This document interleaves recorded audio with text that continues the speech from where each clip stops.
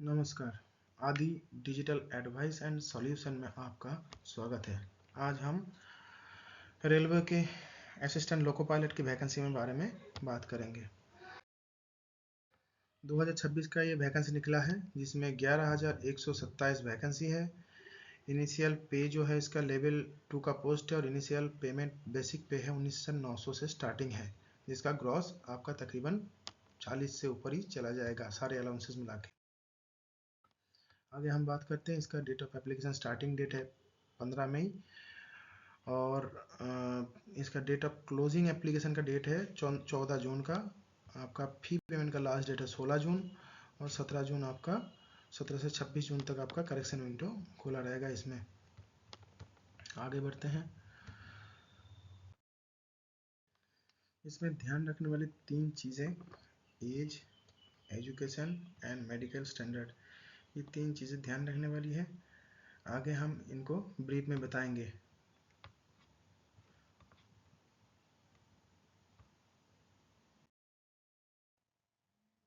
इसमें हम बात करेंगे एज के बारे में डिटेल में। इसमें हम देख सकते हैं कि जो मिनिमम एज है वो 18 साल है सबके लिए, और मैक्सिमम एज का जो है यूआर ईडब्ल्यूएस के लिए 30 साल, ओबीसी के लिए 33 साल और एससी एसटी के लिए 35 साल तक है। बाकी और अदर जो कैटेगरीज हैं, ex serviceman, railway staff, widows and divorced women, इनके लिए भी एज रिलैक्सेशन है। एक्स सर्विसमैन को एज रिलैक्सेशन ऐसे हैं जिनका उनका गवर्नमेंट का जो रूल है हर एक सर्विस में उनको, जिसमें उनको group D and group C जिन वैकेंसी में उनको लागू है, उसमें उनका एज रिलैक्सेशन जितना साल उन्होंने सर्विस किया प्लस 3 इयर्स, ये उनका एक्चुअल एज से माइनस करके जो एज बनता है वो उनका एज होता है एज पर गवर्नमेंट रूल। यहाँ हम देखेंगे एजुकेशनल क्वालिफिकेशन। एजुकेशनल क्वालिफिकेशन आपका तो 10th पास मिनिमम होना ही चाहिए। साथ में आपका या तो ITI होना चाहिए, या तो आपका अप्रेंटिसशिप कोर्स किया हुआ होना चाहिए, या तो आप टेक्निकल जो है डिप्लोमा कोर्स किया होना चाहिए 3 इयर्स का, या आप डिग्री टेक्निकल इंजीनियरिंग किया होना चाहिए, तभी आप अप्लाई कर सकते हैं।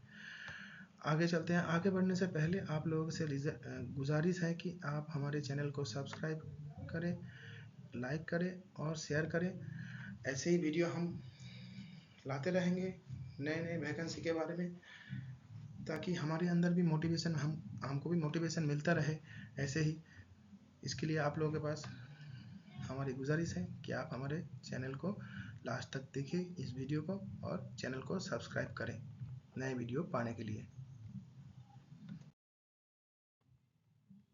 यहाँ हम देखते हैं आपका आई साइट जो है आपका 6/6 मस्ट होना ही चाहिए, नहीं तो आप अप्लाई नहीं कर सकते हैं। तो ये चीज़ आप पहले ही मतलब चेक कर लेना कि आपका आई विज़न जो डिस्टेंस विज़न जो है 6/6 है कि नहीं, और वो भी विदाउट ग्लास के, मतलब आप चश्मा पहना हुआ नहीं होना चाहिए।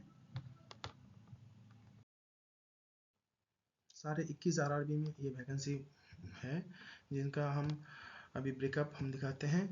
ब्रेकअप में आप देखिए सारे ऑल इंडिया में जितना भी RRB है, सारे RRB का ये वैकेंसी RRB वाइज दे रखा है। आप ये अपना वीडियो पॉज करके थोड़ी सी देख लीजिएगा, जो आपका RRB है उसी हिसाब से आप वैकेंसी और RRB चूज करके एप्लीकेशन करते टाइम सही ढंग से चूज करके तब डालना। आगे इसमें एप्लीकेशन फ़ी है जनरल और ओबीसी के लिए 500 रुपया, और SC ST ex serviceman, female minorities इनके लिए 250 रुपया। जो एग्ज़ाम CPT 1 अटेंड करेंगे उनको UR और OBC को 400 रुपया, और 250 रुपया जिनका पेमेंट एप्लीकेशन फ़ीस था SC ST एक्स सर्विसमैन, इनको 250 रुपया आपका रिफंड मिल जाएगा अगर अटेंड करते हैं CPT 1 तो। आगे फ़ोटो और सिग्नेचर आप अपलोड करते टाइम थोड़ा सा ध्यान से अपलोड कीजिएगा। टोपी पहन के या चश्मा पहन के, मास्क पहन के फ़ोटो, आप लाइव फ़ोटो जो कैप्चर करेंगे वो आपका रिजेक्शन का कारण हो सकता है, और सिग्नेचर आप कैपिटल लेटर में करते हो तो भी आपका रिजेक्शन का कारण हो सकता है। तो ये आप ध्यान से कीजिएगा अपलोड।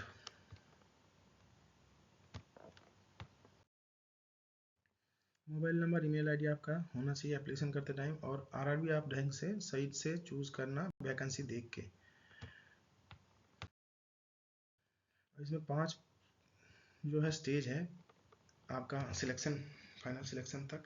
उसमें से CBT 1 का एग्ज़ाम है जो क्वालिफाइंग इन नेचर है। उसके बाद CBT 2 जिसमें आपका 2 पार्ट होता है, A और B।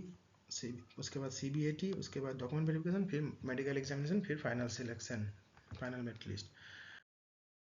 अच्छा, जो CBT 1 है वो 60 मिनट का एग्ज़ाम रहता है, 75 क्वेश्चन रहता है, जिसमें नेगेटिव मार्किंग 1/3 है पर क्वेश्चन का, और उसमें मिनिमम पासिंग मार्क्स भी है। EWS UR और EWS का 40%, OBC SC का 30% और ST का 25%। और इसमें ये खाली क्वालिफाइंग इन नेचर है, इसमें आपका ये मार्क मेरिट में कैलकुलेट नहीं होगा फाइनल मेरिट में। आगे आते हैं पार्ट CBT 2 का। CBT 2 में 2 पार्ट है, पार्ट A और पार्ट B। पार्ट A का जो मार्क्स है वो आपका फाइनल मेरिट में ऐड होगा, और पार्ट B का आप ट्रेड क्वालिफाइंग के लिए है खाली।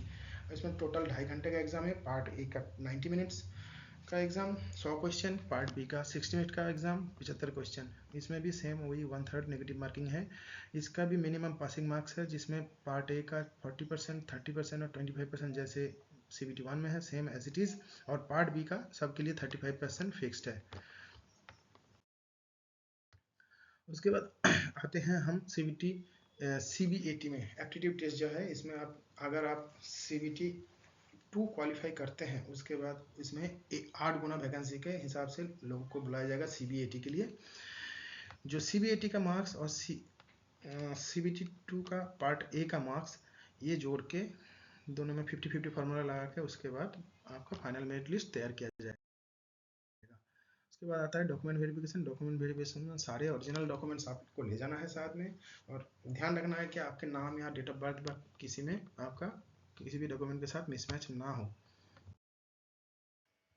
पहले एक बार बताए थे कि आपका आंखों का आई विज़न जो है 6x6 होना चाहिए। ये आप बिल्कुल ध्यान रखना, और आपका एजुकेशनल क्वालिफिकेशन मैच कर रहा है कि नहीं कर रहा है ये ध्यान रखना, तभी आप अप्लाई करना। नहीं तो आप सारे स्टेज कंप्लीट करके लास्ट में अगर मेडिकल में छट जाते हो तो वो आपके लिए बहुत दुखद रहेगा इतना मेहनत के बाद। तो इसलिए हम आपसे गुजारिश करेंगे कि आप ये दोनों चीज़ चेक करके तभी आप अप्लाई कीजिए। बाकी ये वैकेंसी बहुत बढ़िया वैकेंसी है, रेलवे का जॉब भी बहुत बढ़िया है। ALP मतलब असिस्टेंट लोको पायलट का जो वैकेंसी है, प्रमोशन स्केल भी इसका, प्रमोशन स्कोप भी ठीक है आपके लिए। उज्जवल भविष्य के लिए हमारी तरफ से बहुत बहुत शुभकामनाएं। आप अप्लाई कीजिए, एग्ज़ाम दीजिए, और अपने जो है भविष्य को और मजबूत कीजिए। Thank you very much. हम फिर मिलेंगे अगले नोटिफिकेशन में कुछ नए वैकेंसी का खबर लेके, कुछ नए वैकेंसी का आप लोगों के सामने फिर लाएंगे। तब तक के लिए नमस्कार, जय हिंद।